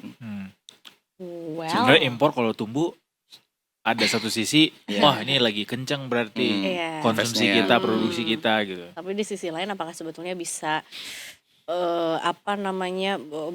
tetap bisa mendukung pertumbuhan ekonomi di dalam negeri juga Yep. gitu, karena jangan-jangan malah produk dalam negerinya yang Iya. Sama di satu sisi cadangan devisa juga kan Mbak, karena Iya. kaitannya nanti ke nilai tukar juga gitu. Berarti ini ada intensi investor tuh cenderung short sell sekarang. Iya, seperti itu. Jadi kayak kemarin itu investor kayak merasakan optimisme yang berlebih sehingga market juga meresponnya dengan cukup signifikan kenaikannya. Lalu hari ini ya dengan statement Trump yang tadi pagi itu membuat kepanikan juga dari para investor. Minyak juga kan kembali naik ya, sebelumnya kan sudah sempat turun di bawah 100, sekarang kembali ke 105 terakhir saya cek. Dengan kondisi ISG yang naik turunnya sangat volatil sekarang nih, gimana nih harusnya kita bersikap untuk investor retail? Kalau beberapa analis bilang kayaknya buat yang baru-baru atau masih nyoba-nyoba, it's not for you deh. Yep. Pasar modal saat ini gitu. saat ini ya maksudnya. Ya saya setuju karena beda banget sama kondisi kemarin kan. Kemarin kan kalau tahun lalu kan mungkin kita merem aja cuan gitu kan. Wow, Sepanjang tahun Cuan lalu. nggak? Kamu ya? kamu cuan nggak merem berarti? Gak merem gua. Coba kondisinya kan sekarang beda banget gitu. Iya, loh. iya, Ditambah betul. ya sekarang yang paling penting bukan cuma retail gitu, bahkan insti juga kan fund manager gitu juga kan kayak banks gitu-gitu juga memikirkan untuk likuiditas gitu loh. Jadi ya salah satunya ya kalau menurut saya untuk retail emang belum waktunya yang tepat gitu untuk masuk di pasar saham dengan kondisi seperti saat ini. Berarti kalau dibilang kemarin itu kita sempat hijau gara-gara pasar merespons kebijakan pemerintah atau sikap pemerintah merespons situasi perang ini dengan sejumlah kebijakan terkini ini, itu nggak tepat ya, kurang tepat ya. Itu bisa menjadi katalis juga, cuma memang yang paling bergejolak mempengaruhi pasar itu Tetap statement kondisi. dari Trump itu sendiri sih Mas. Kalau saya melihatnya ya, karena ya bahkan kekhawatiran minyak, kita kemarin ada isu dari IEA akan melepas beberapa cadangan minyaknya, kan itu juga nggak serta-merta menyebabkan optimisme Harga di minyak pelaku pasar gitu. Jadi memang Dengan kabar katanya Rusia membuka pintu apabila Indonesia mau membeli minyaknya, itu berpengaruh nggak sama membuka apa pintu gitu? apa tadi Mbak? untuk Kayak jadi salah satu negara sumber minyak kita. Kan sekarang supply ini terbatas nih, gara-gara ada penutupan Selat Hormuz. terus kita banyaknya beli dari Timur Tengah gitu. Nah kata Rusia kalau mau beli aja. Enggak deh. Ini Ya, gue jual Sini, nih. gitu. Kalau menurut saya kalau emang sudah ada aksi nyatanya mungkin akan mempengaruhi ya Mbak untuk market di Indonesia, karena kekhawatiran sekarang kan yang terkait minyak itu kan ke inflasi ya. Pemerintah juga benar-benar berupaya gitu loh untuk melakukan seperti WFH kemarin, pembatasan kuota BBM. Tapi kan kalau kondisinya belum ada kejelasan juga ini kan pada akhirnya bisa berpengaruh ke subsidi energi kan yang nanti berpengaruh ke defisit gitu loh. Itu kan bisa mempengaruhi performa fundamental Indonesia itu sendiri gitu. Ngomong-ngomong soal defisit, ada yang pengen gue tanyakan dengan serius ke Mas Andi. Wow, serius banget. Oke. Ini kan pemerintah akhirnya punya kebijakan untuk nahan harga BBM. Yap.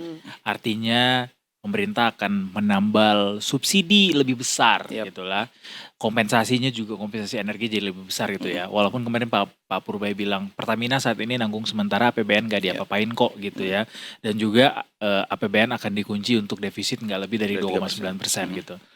Nah, pernyataan-pernyataan itu dan sikap-sikap itu, kebijakan-kebijakan ini kemudian seperti apa pasar kira-kira akan merespons?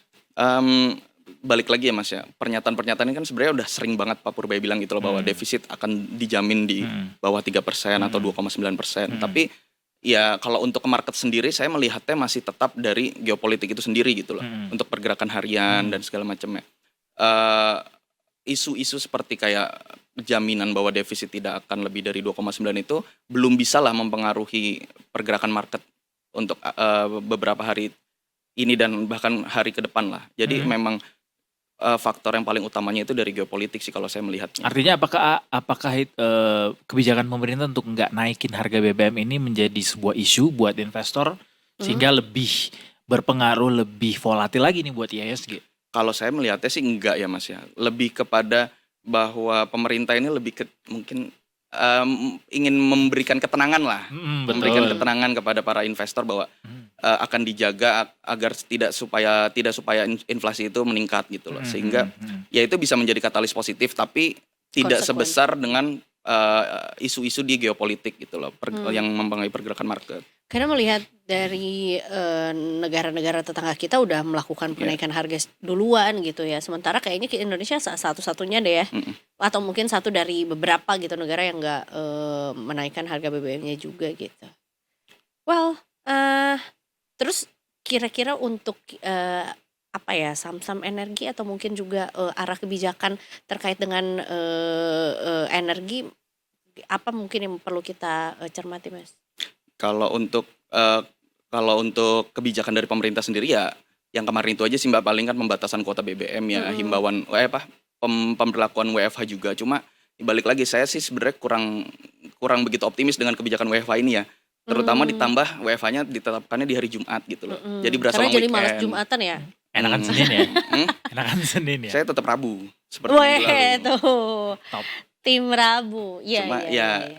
ya hopefully ya kita yang sebagai pekerja juga menerapkan benar-benar lah Iya. bahwa WFH ini ditujukan untuk emang untuk menghemat energi gitu loh. Hemat energi tapi tetap produktif ya. Oh ya harus. Betul. Alias di dalam rumah lari-lari. Cukup ini gak sih cukup bisa menghemat energi gak sih dengan ada WFH di hari Jumat ini? Kalau dari klaimnya Pak Erlangga sih kan bisa menghemat sampai dengan 6,9 T ya kemarin yang ngomong. Ya semoga terrealisasi ya Mbak. Ya harusnya secara teori memang dengan menghemat energi tentunya ya balik lagi ke realisasinya sih. Maksudnya dari implementasi dari pemerintah sudah membuat kebijakan, kan pelakunya bukan cuma pemerintah nih setelah ini yang merealisasikan, tapi dari kitanya juga gitu. Ini kayaknya soal hemat energi bisa kita akan bahas Di Detik Finance ya.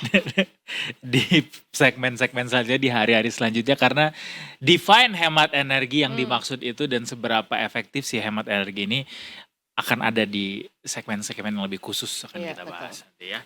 Anyway, terima kasih banyak Mas. Thank you Mas Andi. Andi. Sudah mampir juga ke Selamat Detik long Sore. weekend. Selamat long weekend juga. Iya. Oh Weekend iya, kan hari ini tutup Kena ya. libur kan besok Mbak? Betul, Iya. karena libur beneran ya. Jadi besok bukan bekerja di rumah tapi Bukan. beneran libur. Beneran libur. Detikers juga jangan kemana-mana, kita belum libur karena kita masih akan ada sampai jam 5:30 sore nanti. Tetap bersama kami di Detik Sore. Nggak cuma hore-hore. Mau ikutan?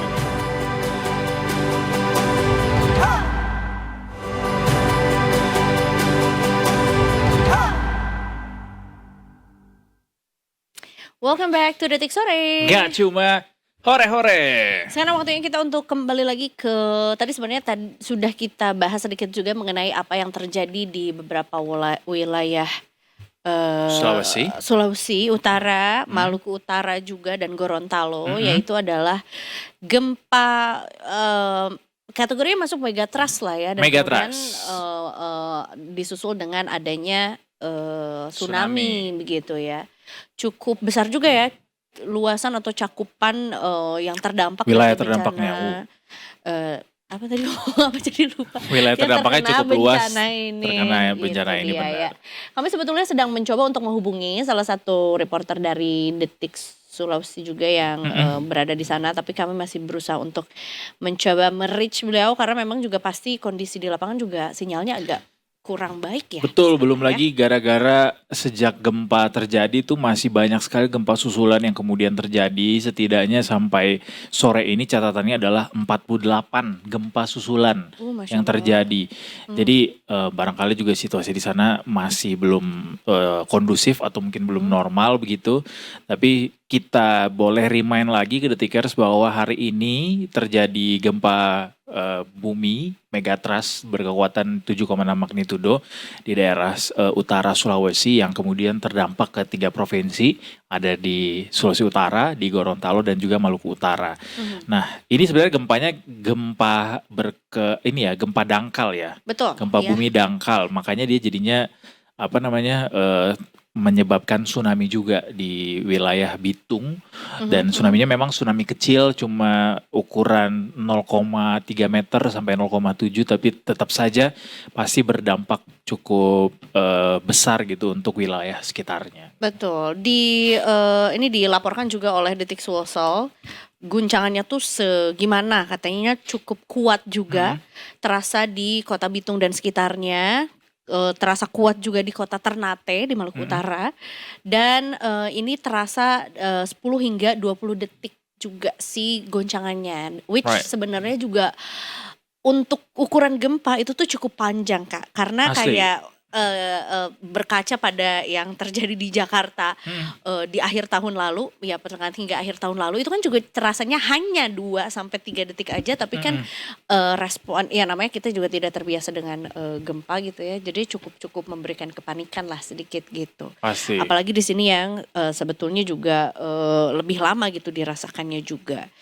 Gitu. Ada beberapa fasilitas umum yang juga menjadi menjadi korban gitu ya, karena juga terjadi kerusakan, diantaranya ada gereja, ada kantor pemerintahan juga yang terdampak gitu ya, dan bahkan di video yang beredar juga sepertinya yang cukup banyak beredar ini adalah kantor apa ya yang warna merah itu adalah kantor pemerintahan sebetulnya ya. Gedung KONI. Gedung KONI Manado ini salah satu video yang cukup tersebar juga di sosial media. Kerusakannya tuh cukup besar gitu, cukup hebat juga. Dan bicara soal gempa bumi di Sulawesi Utara dan juga Maluku Utara, sebenarnya ini bukanlah gempa yang baru terjadi di wilayah tersebut, karena ternyata wilayah ini adalah zona rawan gempa bumi sejak tahun 1600-an bahkan Detikers. Jadi kawasan ini berdiri di atas zona tumbukan lempeng aktif yang jadi langganan gempa besar dan tsunami sejak ratusan tahun lalu, dan catatannya menunjukkan ini sudah terjadi sejak tahun 1608 di mana terjadi gempa kuat yang berulang dan beberapanya juga memicu tsunami bahkan. Jadi memang tsunami yang kemudian menjadi susulan efek dari gempa bumi yang terjadi bukanlah hal atau fenomena baru di wilayah tersebut. Nah, puluhan gempa juga sudah terjadi di Sulawesi Utara dan menimbulkan dampak yang cukup rusak gitu untuk wilayah sekitarnya. Salah satu bencana besar di kawasan Maluku ini pernah terjadi itu ketika tsunami dahsyat di abad ke-17, di mana saat itu ribuan orang tewas gara-gara tsunami yang terjadi di wilayah ini.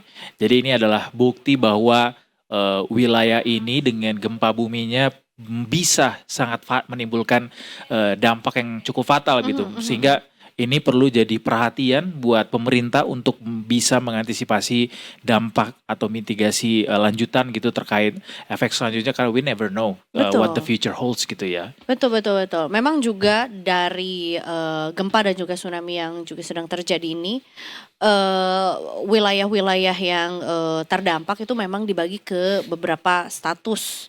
Ada yang memang statusnya siaga, diantaranya adalah Ternate, Halmahera, Tidore, Bitung, Minahasa bagian selatan, dan juga Minahasa Selatan bagian selatan dan Minahasa Utara bagian selatan gitu Oke. ya. Ini terupdate hari ini per pukul 10 pagi tadi. Oke. Wilayah status waspada itu ada di Kepulauan Sangihe, Minahasa Utara bagian utara, dan Bolaang Mongondo bagian selatan. Dan sementara daerah-daerah lainnya yang terdampak gempa bumi itu ada di Ternate dengan intensitas 5-6 mmi. Kemudian Manado dengan intensitas 4-5 mmi, Gorontalo, Bone, Bolango, Gorontalo Utara dan juga Kabupaten Bualemo dan juga Pohuwato dengan intensitas 2-3 mmi juga ya. Gitu. Gue mau revisi sedikit. Tadi gue sebut 48 kali gempa susulan. Per 1 jam yang lalu update-nya di Detik News Jadi 93. 93 gempa susulan. Itu dia ya. Baik, Detikers kita juga sudah terhubung dengan reporter dari Detik Sulsel juga hari ini bersama dengan Kavista Mukuan yang juga sudah siap untuk memberikan laporannya langsung dari lapangan. Kavista, selamat sore. Ya, selamat sore rekan Edo dan rekan. Selamat sore Kak Fistel. Ini sepertinya di depan gedung KONI ya, yang memang juga Iya. terkena Dampak dampak ya? cukup hebat juga. Di Manado ya Kak Fisal? Iya. Ya, Saya saat ini berada di lokasi di mana gedung KONI bagian dari gedung KONI yang ambruk. Di sini salah satu korban berada di Kelurahan Sario, Kota Manado, Sulawesi Utara. Kak Fisal, mungkin sebelum juga kita berbicara mengenai dampak dari gempa dan juga tsunami yang terjadi, mungkin bisa diceritakan mengenai jam berapa sebetulnya pertama kali gempa dirasakan dan seperti apa kondisinya pada saat itu? Ya, menunjukkan ini kejadian terjadi hari ini Kamis 2 April 2020 ini pukul 06:48 menit waktu Indonesia Barat.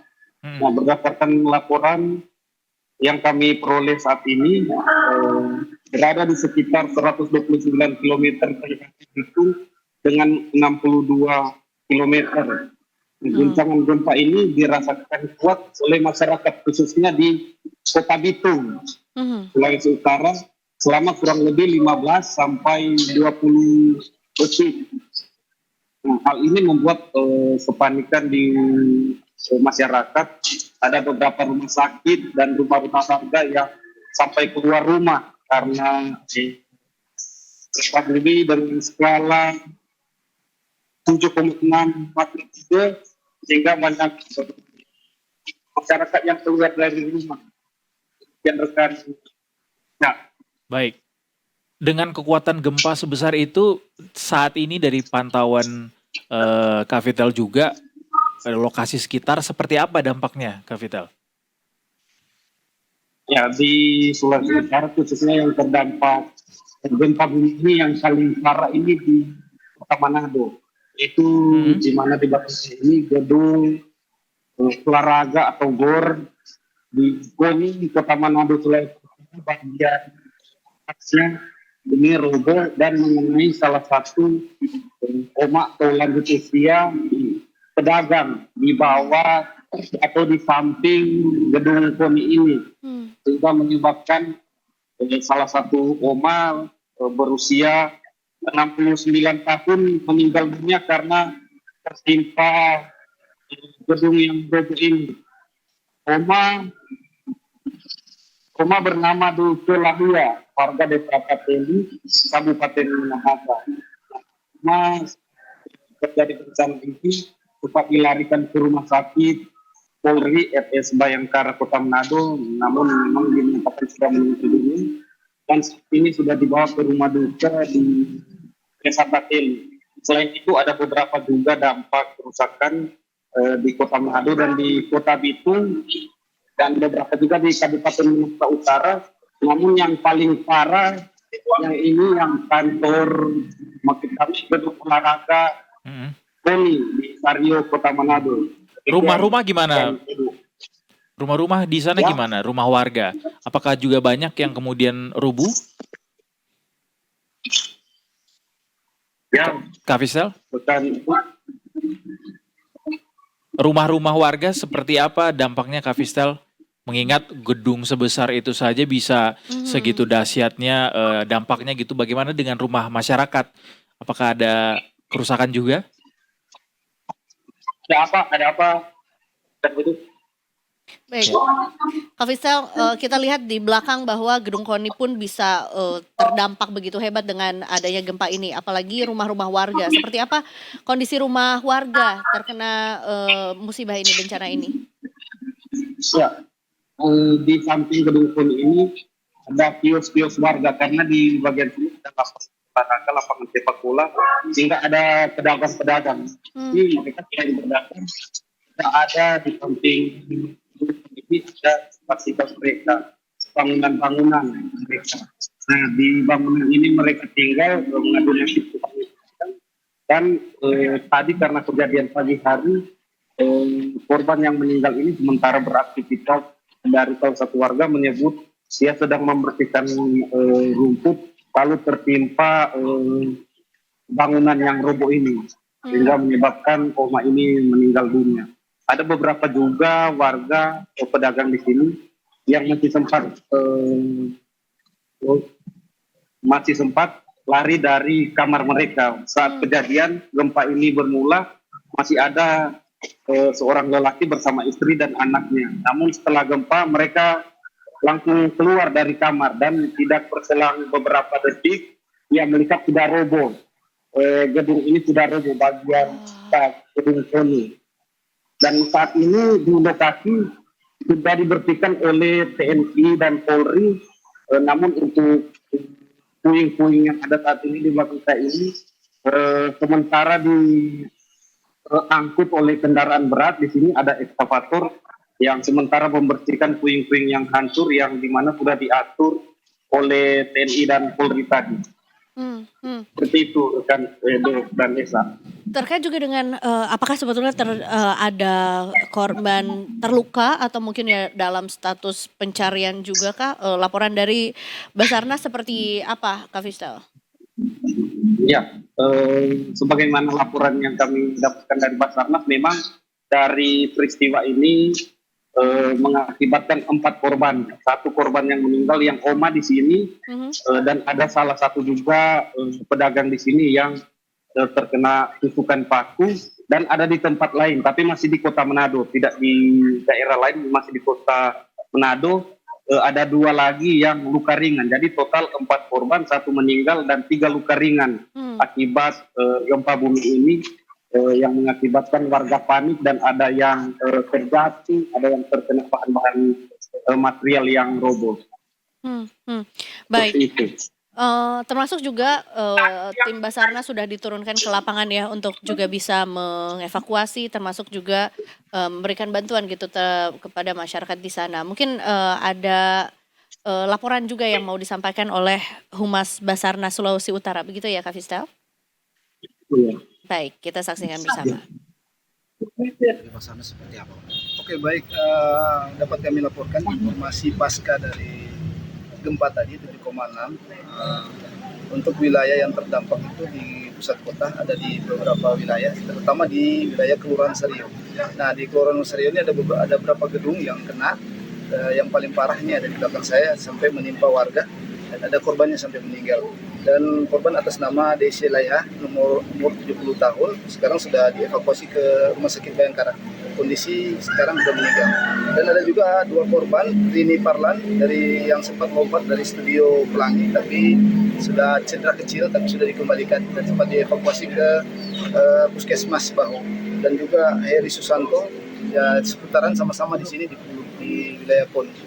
Untuk masyarakat kami menghimbau untuk tetap waspada sampai ada dicabutnya peringatan dini dari BMKG. Dan untuk di wilayah-wilayah pesisir, untuk tetap hati-hati dan waspada, masyarakat yang tinggal di pesisir selalu menyiapkan logistik dan memahami untuk wilayah-wilayah mana yang akan Bapak Ibu evakuasi mandiri untuk jalur-jalur evakuasi yang sudah ditentukan.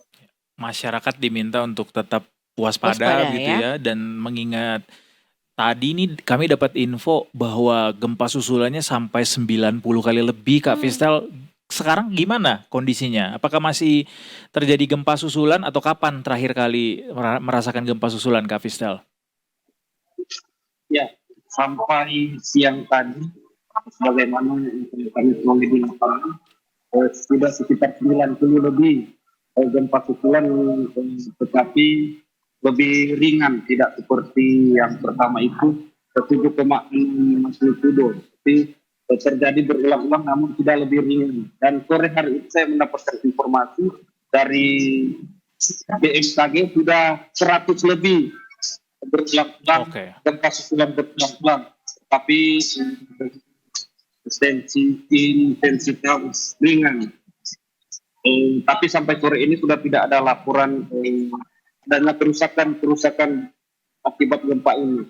Nah, dapat juga saya informasikan saat gempa pertama kali itu 7,6 magnitudo, dari BMKG sempat mengeluarkan himbauan adanya berpotensi tsunami. BMKG sempat mengeluarkan berpotensi tsunami. Namun setelah di siang hari kurang lebih jam 10 atau jam 11, BMKG mencabut apa yang disampaikan bahwa adanya berpotensi tsunami. Jadi siang hari sudah dicabut dan siang sampai sore hari ini tidak lagi ada laporan air naik atau air yang surut. Namun saat kejadian ini memang ada yang air sempat naik, ada yang sempat surut. Tetapi sampai sore hari ini dilaporkan oleh Basarnas Sulawesi Utara, wilayah Sulawesi Utara masih aman. Baik, termasuk ya, Kak Fistel, kita pengen mengetahui juga seperti apa kondisi masyarakat atau warga di sana. Apakah sebetulnya warga jadinya dihimbau untuk tidak berada di daerah-daerah yang terdampak atau mungkin juga bisa mengungsi ke tempat yang lebih aman? Apakah ada pengungsian? Ya, kalau sekarang belum ada pengungsian, dan yang paling terdampak ini yang lebih dekat dengan gempa ini bagian Kota Bitung. Nah, pemerintah Kota Bitung, Wali Kota Bitung Bapak Henti Bonandar langsung menghimbau jajarannya, khususnya ASN yang bekerja dan sekolah-sekolah untuk BFH atau kerja dari rumah, mengingat jangan sampai ada lagi kejadian-kejadian atau peristiwa-peristiwa susulan akibat gempa bumi ini. Dan informasi juga yang kami dapat dari pemerintah sedang mengadakan rapat terkait bencana ini. Dan tadi selama dari Bapak telah memantau lokasi ini, dan dia menyebut gedung ini akan diperbaiki agar tidak lagi terjadi hal-hal seperti ini, karena yang paling parah di Kota Manado ini gedung olahraga ini, padahal gubernur gedung ini adalah gedung olahraga, jadi terus dibuat sebaik mungkin agar tidak lagi terjadi seperti ini. Dan kami juga dapat informasi di sore hari ini kalau tidak ada halangan, kepala atau dari BNPB akan mengunjungi Kota Manado Sulawesi Utara untuk melihat langsung dampak gempa bumi di Sulawesi Utara. Demikian rekan Edu dan Kak Fistel nanya juga dong, ini kan wilayah Sulawesi Utara ini sebenarnya bukan wilayah baru gitu ya yang terkena gempa gitu. Sudah cukup lama sejarah gempa ada di wilayah Sulawesi Utara. Kalau dibandingkan sama gempa-gempa sebelumnya kayak gimana tuh skalanya, Kak Fistel? Ya, memang kalau dibandingkan dengan yang lalu-lalu ini yang paling besar 7,6 magnitudo. Nah, gedung ini juga sudah pernah ambruk tahun 2023, jadi 3 tahun lalu. Tetapi yang bagian sampingnya, bukan yang bagian yang ambruk saat ini, tapi bagian sampingnya. Nah, itu juga ambruk di tahun 2023 dengan kekuatan 7,2 magnitudo. Jadi ini sudah kedua kali. Karena itu sampaikan oleh gubernur tadi akan memperbaiki gedung ini karena ini gedung yang banyak yang diikuti oleh masyarakat akan diperbaiki semaksimal mungkin agar tidak lagi terjadi kasus-kasus seperti ini. Seperti itu. Baik. Termasuk juga apakah terjadi panic buying di sana, baik itu di sembako atau juga Setelah kejadian ini gempa karena kekuatan 7,6 terjadi panik di masyarakat.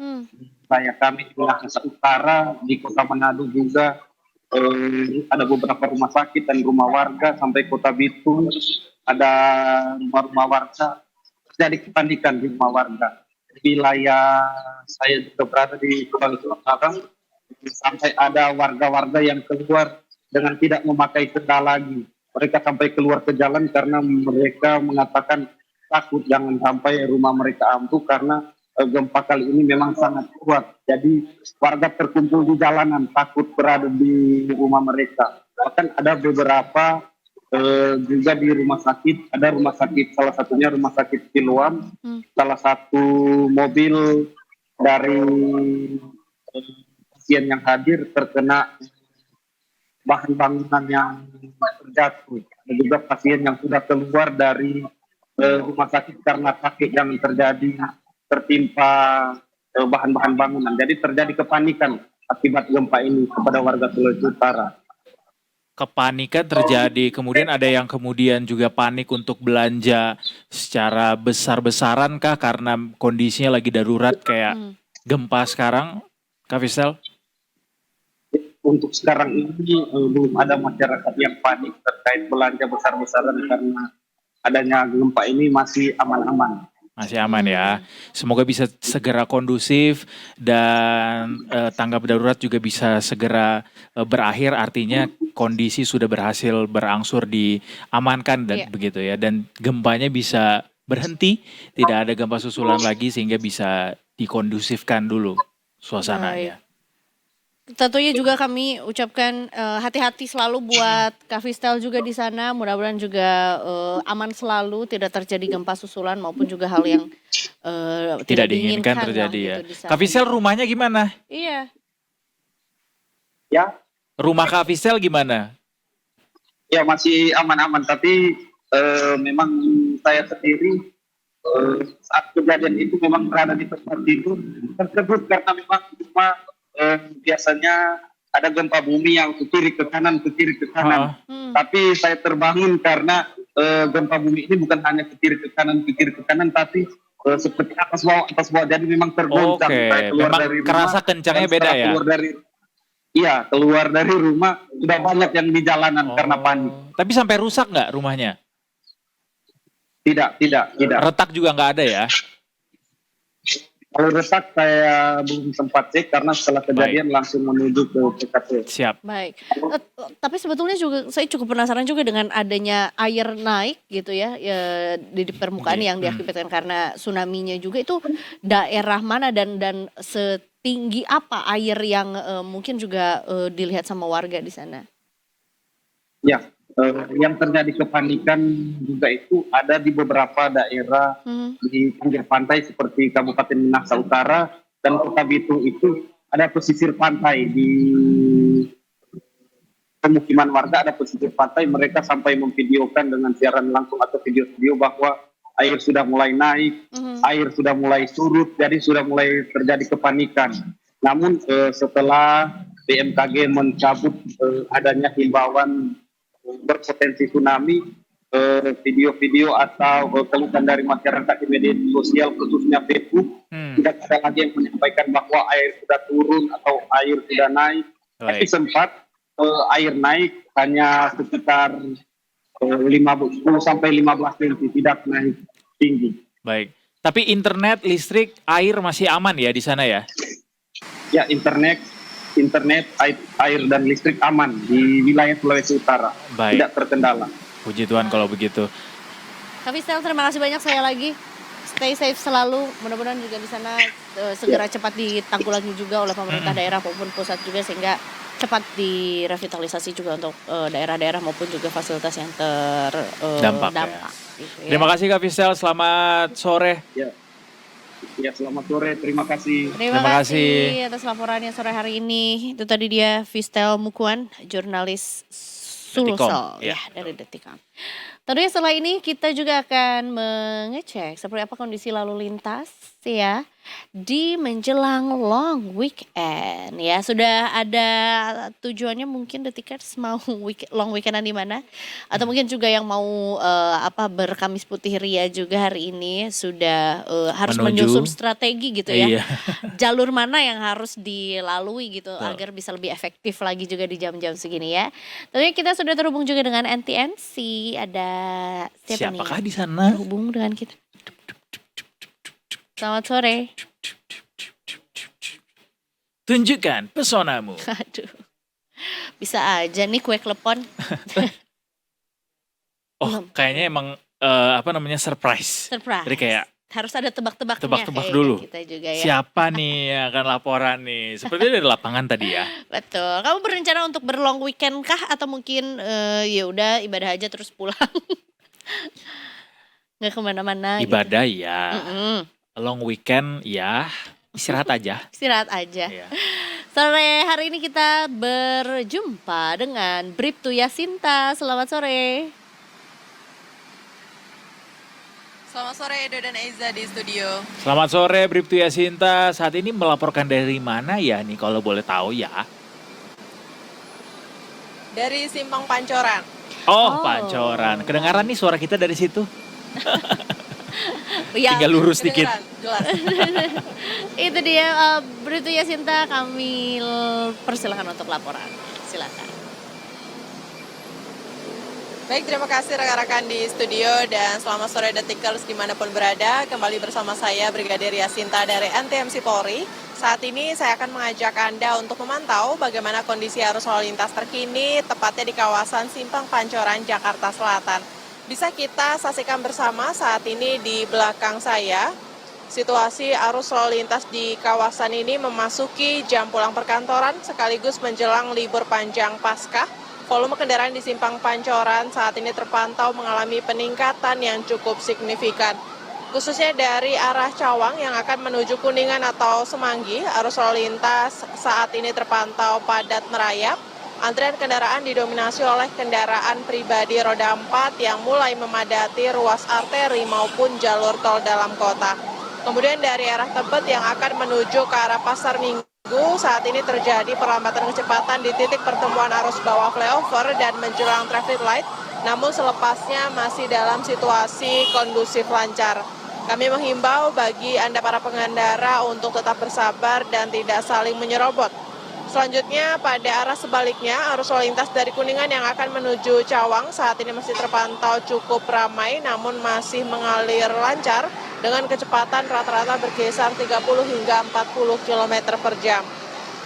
Detikers mengingat sore ini merupakan awal dari momen long weekend Paskah. Bagi Anda yang berencana akan melakukan perjalanan jauh, kami menghimbau kepada para pengendara untuk memastikan kondisi kendaraan dalam keadaan prima, cek mesin, tekanan ban, dan sistem pengereman, pastikan pula kondisi fisik pengemudi dalam keadaan prima.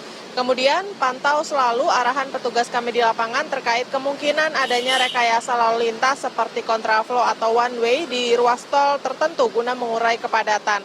Waspada juga terhadap faktor cuaca, mengingat curah hujan yang masih fluktuatif di sore hari ini. Harap tetap jaga jarak aman kendaraan Anda dan nyalakan lampu utama saat jarak pandang berkurang. Kemudian istirahat yang cukup, jangan memaksakan diri jika merasa lelah atau mengantuk, silakan manfaatkan rest area yang tersedia atau pos pengamanan terdekat.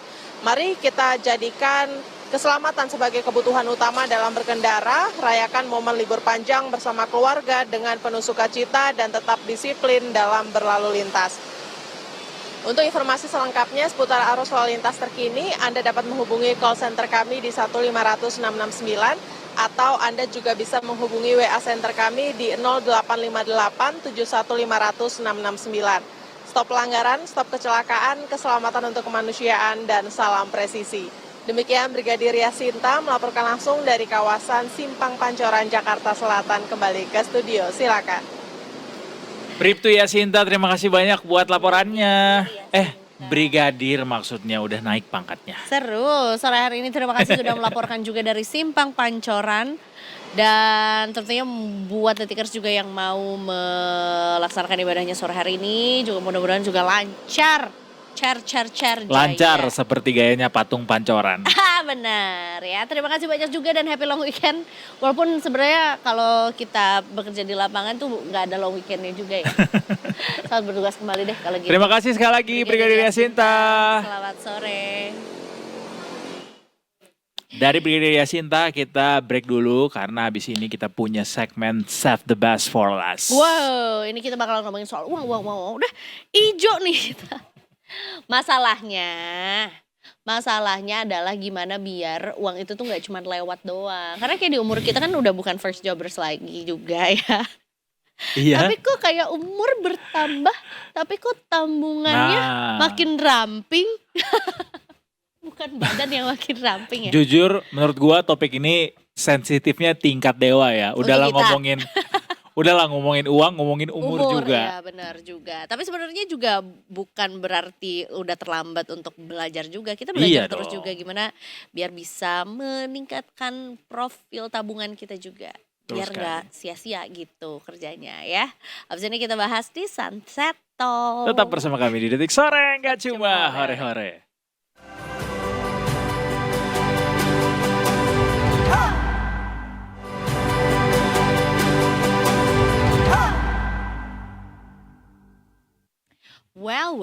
Welcome. Ada aja gebrakannya. Tadi welcome. Welcome. Ya. Besok welcome.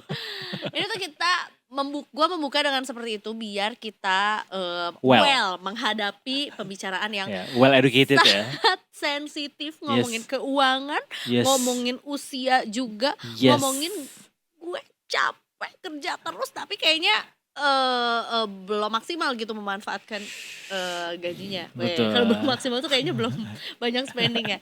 Tapi ini justru sebaliknya ya. Kita kan maksudnya udah lama ya bekerja. Jangan sampai uang yang kita perjuangkan itu tuh malah nggak ada hasilnya atau nggak jadi apa-apa ya. Jadinya ke maca, terus jadinya ke jalan-jalan ke luar negeri. Terus nggak apa-apa sih, tapi kalau memang ada duitnya gitu ya. Kalau ngatur duitnya benar. Tapi itu tadi benar kata Iza bahwa mungkin lebih ke fenomena sekarang anak zaman sekarang tuh YOLO kan, you only live once gitu. Jadi kayak hari-hari besok ada kesusahannya sendiri, yang sekarang nikmatin aja dulu. Padahal itu benar juga, tapi sepertinya ada miskonsepsi juga di situ. Makanya kita coba mitigasi fenomena-fenomena seperti ini bersama dengan orang yang ahli untuk memberikan pengertiannya. Saat ini di studio kita udah kedatangan Yesaya Christopher, entrepreneur yang hadir di studio hari ini. Selamat sore. sore Mas Yesaya. Sore. Mas Chris hari ini. Mas Yesaya, Mas Chris Christopher, boleh, atau kita yes. manggilnya Mas Siti Jadi Gelar saya dok. Mas Chris ya. Iya selamat sore. Selamat sore Mas Ya. Chris, makasih sudah hadir di Sama-sama. Tendean hari ini. Makasih lo sudah mampir ke kita untuk menampar kiri dan kanan kita juga. Perjuangannya Jakarta Selatan luar biasa. Itu dia. Ya. Termasuk juga perjuangan untuk meresist dari segala godaan yang ada. Gimana dong Yes. kita ngantor di Jakarta Selatan tapi belum pernah cobain matcha yang hits. Yes. Kita di Jakarta Selatan masa weekend sebelum pulang ke kosan kita nggak mampir ke mall dulu. Kita ke coffee shop yang ada kerikilnya, masa sepatunya nggak Solomon? Itu dia, itu problematika yang umum atau sebenarnya sering ditemui juga kan? Iya sebenarnya Mas Chris. berawal dari saya juga bekerja gitu ya di perusahaan saya sendiri ya. Dan sebelum daripada itu saya juga seorang karyawan. Oke. Dan kebetulan saya dulu seorang praktisi pasar modal. Oke. Di grup Anda bekerja juga. Oh alah. Di sini. Di sini Iya, loh. Dan seorang entrepreneur juga. Seorang entrepreneur. Luar biasa banget. Jadi apa yang dirasakan tadi Mbak Eza, kenapa gaji itu lewat? Gitu ya. Sebenarnya itu kalau dikatakan ada gak sih rumusnya? Ada gak sih caranya supaya, atau ada gak sih ayat-ayat untuk mengusir keinginan kita? Iya betul. Tidak ada. Atau rumus, ya ada yang katakan 50-30-20. Menurut Elizabeth Warren, katanya politikus. Tapi menurut saya 50% kebutuhan antara saya dengan Mas Edo berbeda. Iya lagi, pasti setiap orang beda ya. Beda-beda. 50 gua pasti bagi-bagi kan. Ya, Keren, keren lu. saya juga bagi-bagi, Mas. Bagi ke sini, bagi ke sini. ya. Utang-utang. Terus Mas, Jadi nggak ada metode apapun yang cocok ya. Karena balik lagi, ada yang katakan semakin muda semakin agresif gitu ya. Tapi saya menemukan banyak orang-orang yang sudah berumur, sensitif nih ya, berumurnya saya nggak sebut angka spesifiknya berapa. Oke. Itu pun mereka masih investasi dengan agresif. Tapi mungkin mereka beli kopi atau teh aja mikir 1000 kali dibanding kita yang mungkin UMR. Nah, kita beli Tapi kopi gaya warna CEO, merah, ya. iya kan? Beli kopi warna hijau, betul nggak? Kopi warna biru. Jadi nggak ada metode spesifik, tergantung dari kontrol kita sendiri, gitu ya. so, do you agree kalau misalnya orang sekarang tuh banyak duitnya habis di gaya hidup? Oke, saya sangat-sangat agree, gitu ya. Karena ada yang mengatakan bahwa self healing lah, gitu ya. Selain daripada gaya hidup lah ya. Concern kepada yang namanya lifestyle inflation, ya, inflasi gaya hidup. Itu ada istilah itu. Atau sekarang mungkin yang orang nggak sadar ada yang namanya hidden inflation. Oke. Dulu kalau mungkin kita seangkatan kali ya, nggak tahu nih umurnya berapa kan, yang sensitif. Dulu momogi itu panjang Mas, panjang Mbak. Tapi ada orang yang bilang itu tuh sekarang kerasa kecil bukan gara-gara inflasi atau dia jadinya berhemat Memanage. gitu ya, tapi karena memang tangan kita lebih gede. Mungkin tangan kita kayaknya lebih gede sih ya, itu ya. Oke, dan mungkin kalau dulu kita makan sesuatu gitu ya, yang ada di mall-mall itu, oke. Kok sekarang berasa lebih kecil, lebih kurus aja, betul kan? Dan harganya pun Jauh lebih. kok berasa jauh gitu ya dari beberapa tahun lalu gitu. Betul. Nah, ini adalah hal-hal yang harus kita perhatikan. Kenapa? Karena tanpa sadar itu menggerogoti, ya, inflasi ini menggerogoti uang-uang kita ini. Ya. Dan memang pendidikan edukasi literasi di Indonesia antara gap inklusi itu adalah orang yang tahu menggunakan aplikasi keuangan dengan orang-orang yang paham dengan literasi keuangan itu gapnya ada sekitar 20%. Lumayan ya. Inklusinya itu adalah 90%. Lalu untuk orang yang paham literasi keuangan itu sekitar 70. Jadi emang gap 20. Nah, di gap ini adalah bagaimana orang itu mengelola investasinya ya di 20% ini. Mungkin inklusi keuangan 90% itu mereka tahu cara menggunakan pinjol gitu ya. Cara menggunakan kartu kredit gitu ya. Cara menggunakan pay later ya kan. Tapi untuk mereka contoh sekarang kan di beberapa e-commerce kita bisa beli emas nih. Kenapa kita nggak manfaatkan itu untuk memperbesar kapasitas keuangan kita ketika nanti kita pensiun gitu. Nah, ini beralih ke soal kita yang sebenarnya bisa nggak sih menggunakan tabungan itu Ya. sebagai tolak ukur Yes. ke apa ya, ke bukan kecerdasan finansial ya, tapi maksudnya kemampuan secara finansial gitu. Atau ada nggak sih sebenarnya checklist tertentu yang ngasih lihat sebagai gimana, sebagus apa profil keuangan kita gitu Oke. secara sederhana. Menarik ya. Sederhananya adalah 98% tabungan orang Indonesia di bawah 100 juta. Hah? 98%. Oh. Masuk yang manakah kita? Yang Apa yang 98%. Sesuatu tapi iya sih. Iya. Itu data OJK, Oke. ya, BPS. LPS ya. BPS. Oh BPS. Ya. Oke. Oke, nah artinya yang di atas 100 juta itu adalah 2%, 1% sampai 2%. Ya. Kenapa 100 juta itu dianggap sebagai titik batasannya ya? Karena dianggap ketika mereka mencapai nominal 100 juta, mereka sudah bisa secara proper untuk memenuhi kebutuhan hidup gitu ya, melakukan investasi, lalu bisa untuk memenuhi kebutuhan asuransinya ya. Dan ya masih bisa dengan layak untuk mereka pergi liburan dan lain-lain gitu. Nah, ini kan sedih sekali ya di atas 2%. Makanya ini adalah mungkin batas yang bisa kita coba capai 100 juta pertama dulu. Nah, Hmm. pertanyaan sekarang bagaimana caranya? Gimana caranya Mas? 100 juta pertama itu kerja Mas. Mbak. Iya, Bukan ngepet ya? bukan ya, Coy. jangan ya. Bahaya itu Aduh. nanti ada tumbal nanti. Iya, Gimana iya, iya. define kerja ini gimana Mas? Iya, 100 juta. Let's say gaji UMR tertinggi saya ambil. Mungkin di Bekasi Di sekitar Karawang ya? 6 juta ya, kalau nggak salah. Mm-mm. 6 juta kebutuhan, anggap aja kos 1,5 sampai 2, sisa 4. 4 mungkin kasih orang tua. Kita anggap aja semua yang nonton ini ya mungkin perantauan, ya, mostly banyak yang nonton. Dari 4 juta ini kita ambil lagi orang tua, let's say 1 juta lah, gitu kan. Artinya sisa 3 juta.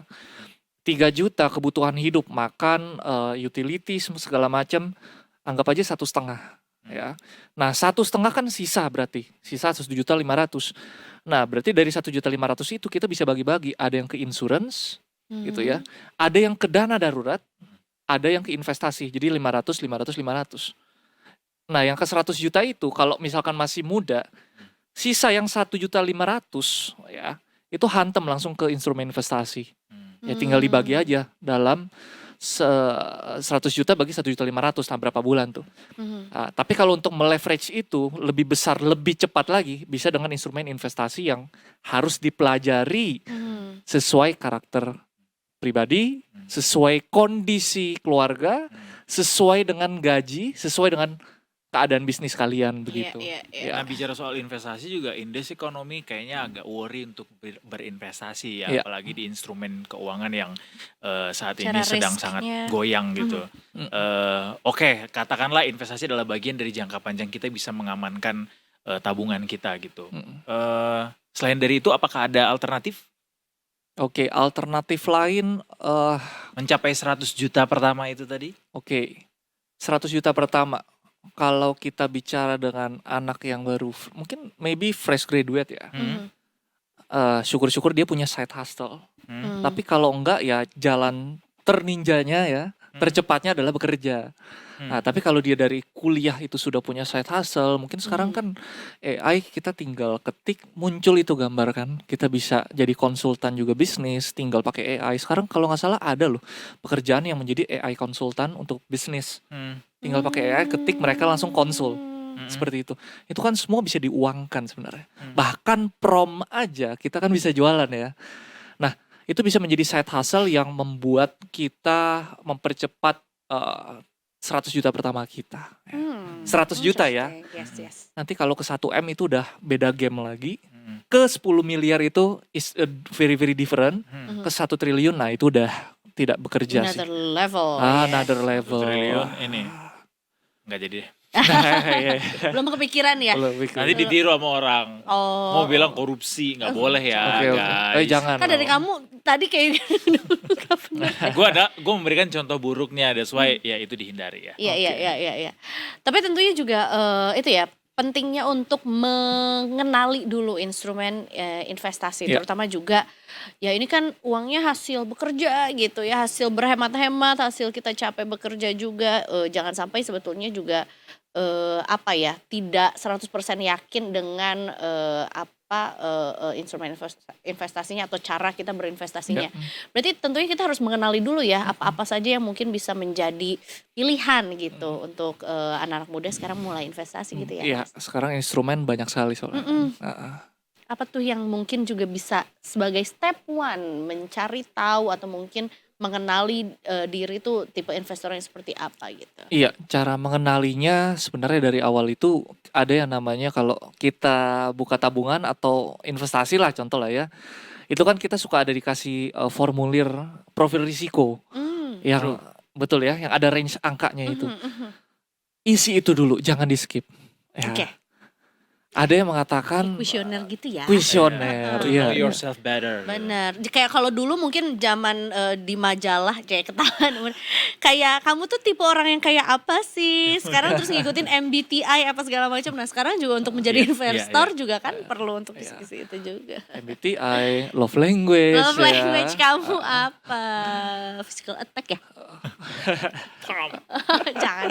Itu penting untuk Oke. kita isi di awal. Nanti hasilnya itu akan tahu nih kita cocoknya di emas atau reksadana kah atau deposito atau mungkin forex dan kripto. Menarik. Itu Iya. perlu kita isi ya. Dan setiap orang tuh bisa ini ya, maksudnya tailored gitu ya. Let's say misalnya di satu sisi dia cukup konvensional, tapi di sisi lain juga sebetulnya cukup penasaran atau mungkin juga punya amunisi yang cukup untuk bisa terjun ke tipe atau apa ya jenis investasi yang Agresif. lebih agresif gitu. Iya. Ada yang mengatakan dari umur gitu ya. Let's say umur 30 itu ya, jadi 100 dikurang 30, 70% agresif. Itu kan ada rumus yang seperti itu. Tapi menurut saya nggak percaya dengan rumus-rumus itu. Karena sampai sekarang pun 80% uang saya di saham. Iya. 80% itu luar biasa tinggi. Tapi gimana caranya? Kok kalau misalkan ditanya 80% sekarang kan saham pada turun. Iya, dengar juga ya geopolitik. Ada teman perang, kita yang ya. nyangkut 200 miliar juga Mas. Hebat, siapa tuh kenalannya? Aduh, 200 miliar ya, uang dari mana itu? Uang Pak, ya? monopoli kayaknya Mas Kris. Iya. Terus. Nah, jadi tidak ada patokan, tetapi senyamannya kita kalau let's say Mas Edo gitu ya, nyamannya mulai dari 5 juta dulu, ya udah invest dulu 5 juta di mana? Oke, di instrumen ya kalau nggak paham saham jangan di saham, di reksadana dulu, reksadana saham gitu ya. Kalau nggak berani nyemplungin reksadana saham, ya udah it's okay untuk masuk ke deposito dulu bank digital gitu ya. Kalau bank digital masih panik juga, ya udah simpen di bawah bantal gitu. Jangan nggak dong. masalah. Nah, ya. Kata Pak Jokowi jangan. Simpan di bawah bantal. Di Pak aku aja Kudaya. simpannya. Tapi itu Iya, kalau iya. kita balik lagi soal bagaimana anak muda nih susah gitu buat mengumpulkan pundi-pundi karena Yes. soal si gaya hidup ini. Walaupun itu masih debatable ya. Ya. Is it because of the lifestyle itself atau memang saat ini kondisi ekonomi yang nggak baik-baik aja atau memang cara mengelolanya yang nggak proper gitu. Iya. Menurut Mas sendiri gimana? Kalau menurut saya karena dari cara mengelolanya aja nggak proper. Karena banyak teman-teman saya juga pengusaha, mereka justru kaya raya, mereka dapat momentumnya ketika krisis. Contoh, ketika COVID, kalau kita ada akses, let's say kita punya pabrik masker gitu ya. Nah, masker itu kan jadi barang yang langka. Oke, kita punya pabrik masker, ya udah kita suruh teman-teman pengusaha kita yang punya apotek hantem di situ monopoli barang itu. Harga lebih besar. Momentum COVID, masker laku. Itu contoh. Lalu contoh yang kedua sekarang saat perang. Kalau ini kita bicara memang tidak realistis. Nggak nimbun lah bensin dong kalau perang ya. Itu kita bicara soal minyak gitu Iya. ya. Mungkin peralatan-peralatan dari kontraktor minyak itu kan bisa dimanfaatkan juga. Lu punya logistiknya bisa dimanfaatkan, dibus lagi, di leverage lagi, dibelikan lagi itu mobil logistik dengan lebih besar lagi mungkin dengan pinjaman bank kan laku ya untuk angkut segala macam. Itu salah satu caranya ya memang dari diri kitanya sih. Kita bisa menangkap peluang itu, kita mau lihat gak sih?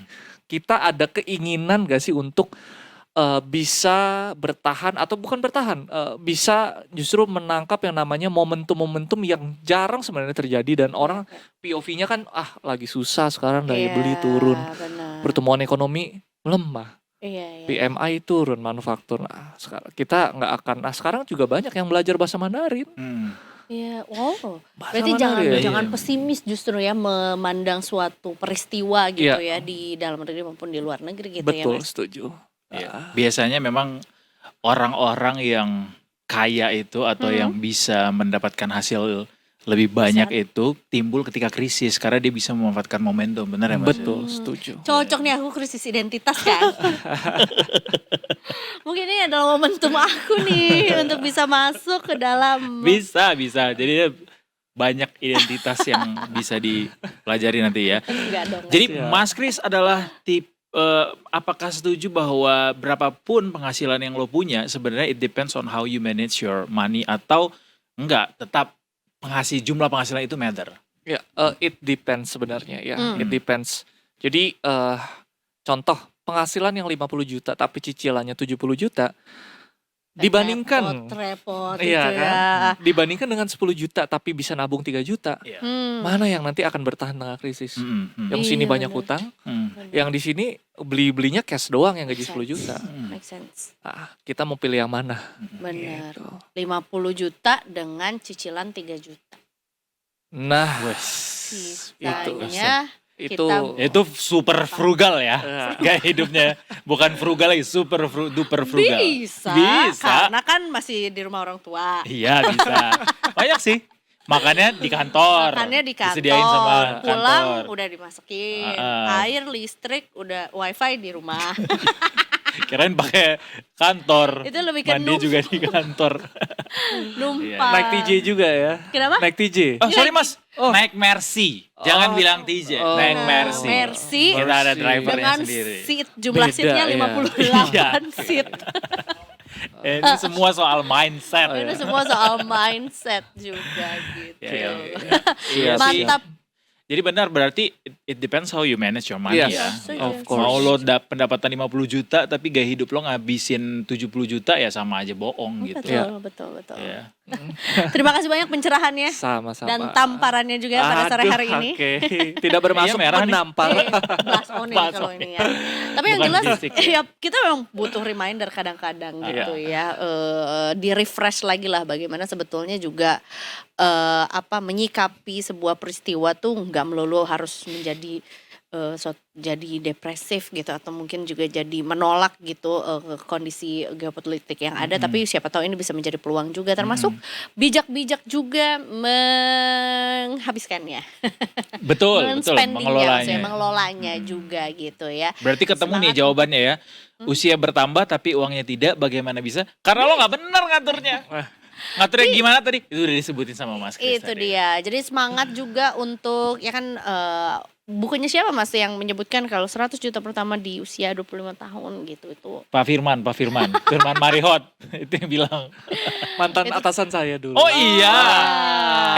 Dia tuh orangnya gimana sih sebenarnya? Apa sih? Kaget. Luar biasa. Luar biasa seru kan? Membela saya terus. Weh, pantesan sampai habis rambutnya ya. Mas Kris, terima kasih banyak sudah Sama-sama. ngobrol-ngobrol. Terima kasih banyak. Tapi Sudah mampir boleh di bantu Detik kita Sore. closing nanti kalau misalnya kita bilang detik sore, Mas Kris boleh jawab dengan bilang Gak cuma hore-hore. Itu Nggak dia. cuma hore-hore ya. Lihat kemana sini. Sini Depan, sini boleh. aja ya sambil lambaikan tangan ke kamera. Nggak Tanda cuma bahaya. Perdamai. menyerah. Iya, nggak menyerah. cuma hore-hore gitu ya. Iya, oke deh kalau gitu happy long weekend buat Detiker semua ya. Selamat merayakan Jumat Agung Itu buat dia. teman-teman Kristiani juga. Selamat Pasca, Betul. selamat berbahagia dan berkumpul bersama dengan keluarga dan Yeay. teman-teman yang disayang. Dan tentunya kita masih akan kembali di hari Senin ya, jam 3 sampai jam setengah 6 sorenya. Waktunya Iza Mafira pamit. Eduardo Simorangkir dan juga seluruh kru yang bertugas hari ini juga pamit. Kita ketemu lagi minggu depan tentunya. Cuma di Detik Sore. Nggak cuma hore-hore. See you next